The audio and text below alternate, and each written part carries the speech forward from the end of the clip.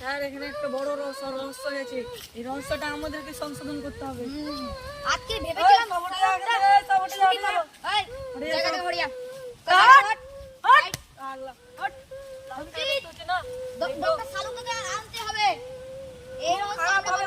খুব খারাপ ভাবে একে গলা টিপে মেরে দিয়েছে।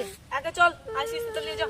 চল এসব হট সিলমারে যাটা সিলমার জায়গাটা অভিজিৎ কিছু বুঝতে পারছো? ওই খুনটা কি করে হলো? আমি ওটাই ভাবছি সব সময়। আমার মনে হয় ওর ভাই খুন করেছে, কারণ ওর ভাই যখন আসে ওর দাদার কাছে ওর ভাইকে ফোন করা হয়নি, ওকে জানলো কি করে?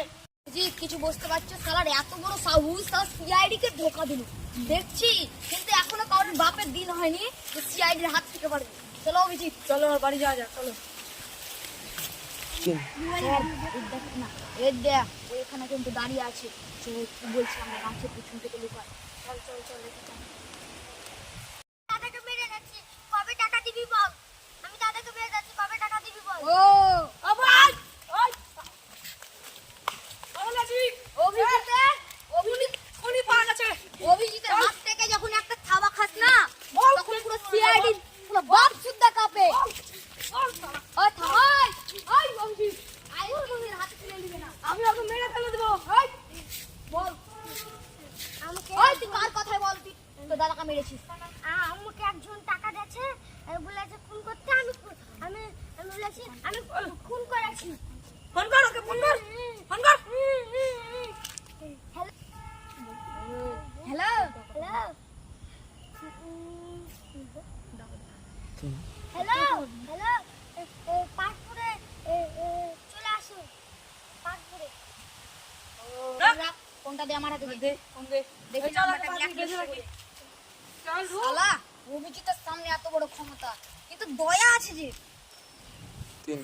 অভিজিৎ সত্যিকারে নিয়াকে বলতে হবে, ওই তোর বস এলে বলবি এখানে চলে আসুন, 5 লাখ টাকা দিয়ে দেবো আপনাকে, আপনার টাকাটা দে, থ্রেড দিয়ে মেরে দেবো, আর যদি কথা ভুল হয় তাহলে এই দেখ গুলি এখানে মেরে দেবো সোজা।